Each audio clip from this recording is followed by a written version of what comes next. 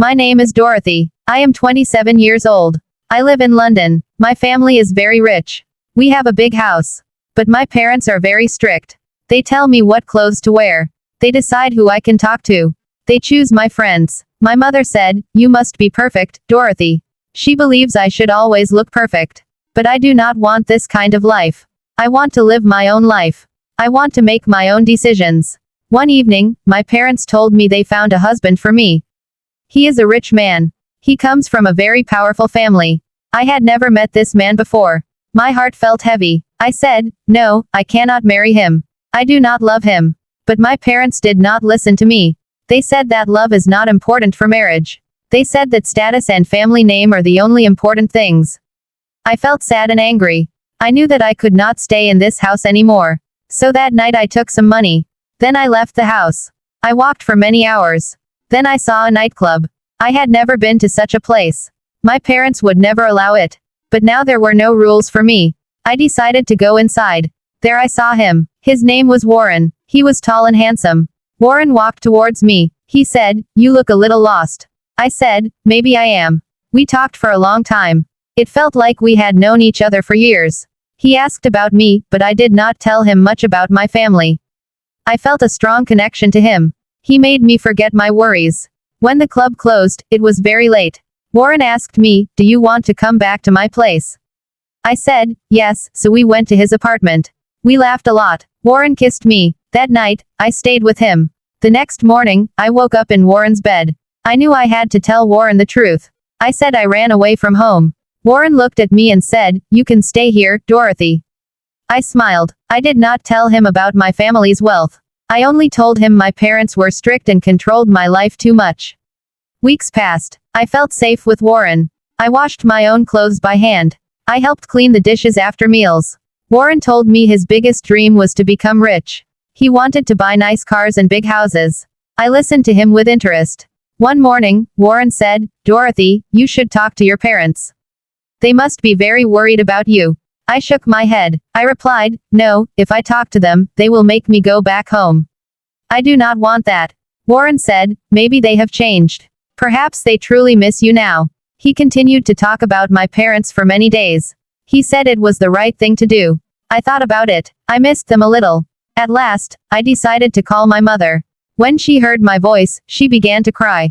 My father then took the phone. He said they were very sorry for everything. He told me they missed me so much. Then he invited me to their house for dinner. He also said, "Please bring Warren with you." I told Warren about the invitation. He looked very pleased. He said, "This is good, Dorothy. This is a chance for them to see how happy you are." The day of the dinner arrived. We arrived at my parents' big house. Warren shook my father's hand. He smiled at my mother. Warren listened carefully when my father spoke about his business. He talked about hard work. He told my mother a funny story. Warren knew exactly what to say and how to act. My parents liked him very much. They asked him many questions about his life and work. After the dinner with my parents, things changed a little. My mother and father started to send me messages again. I felt happy with Warren. One day, Warren said, "Can you lend me some money, Dorothy? My business is in trouble." I trusted Warren. He had given me a place to stay, so I said yes. It was just a few, 000. I thought he would pay me back soon. But then he asked again, and after that, he asked again. The requests for money became more frequent. The amounts he asked for were larger each time. I told myself it was fine. He was working hard and businesses need extra money. One night, I heard Warren talking on the phone. He was talking about my father's money. My heart began to beat fast. What did he mean? Why was he talking about my father's money to someone else? I stood still, listening, but he quickly ended the call. I felt worried. My heart felt heavy. I decided to go to my parents' house. When I arrived, my mother looked sad. My father was quiet. I asked them what was wrong. My mother said, "Warren came yesterday. He asked for money, Dorothy. He said it was for a new business idea." I froze. Warren had asked my parents for money, too. This was a bad sign. I said goodbye quickly and left my parents' house. How could Warren do this? He had told me he loved me. He had said he wanted a simple life.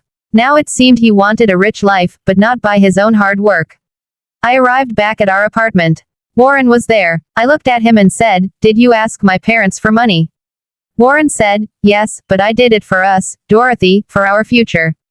I love you. My heart broke. You lied to me, I shouted. Tears filled my eyes. Warren tried to hug me, but I pushed him away. His eyes filled with tears, too. He said, I am so sorry, Dorothy. It was a big mistake. I only want to make you happy. Warren then got down on one knee. He took a shiny ring from his pocket. He said, marry me, Dorothy. Marry me and I will prove my love. I will change. I will never ask for money again. We will build our future together. I stared at Warren. I felt confused. He looked so sad. Could he really change? I loved him. So I said, yes. The wedding day came quickly. It was a small wedding. My parents were there, but they were quiet. Warren looked happy. For a short time after the wedding, things were peaceful. Warren said he would start a new job soon. One night, Warren was in the shower. His phone was on the bedside table. Suddenly, the screen lit up. A new message came. The message was from a friend. It said, did she give you the money yet? My hands began to shake. I saw old messages between Warren and his friend. Warren had written to his friend about me. He wrote, she's rich. I'll make her love me. Then I'll have everything. There were many messages like this. They talked only about my family's wealth. My heart broke. Warren planned every step. He did not love me. He only wanted my money. I had trusted him completely. I was so wrong. I knew I had to leave. I packed a small bag. I wrote a note for Warren. It said, I loved you, but now I love myself more. Goodbye. Then I left the house. I went to a new city. Soon I found a job at a small cafe. It felt good to earn my own money. I learned how to pay my own bills. Warren called me many times, but I never answered. One day, my father called me. He told me that Warren had asked them for money again. My parents had finally refused him. My father said that after that Warren disappeared. I did not feel much surprise. I was no longer trapped in a life chosen by others.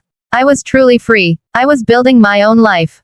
And it felt wonderful. If you liked this story, please like, comment, share, and subscribe. English Stories 2026.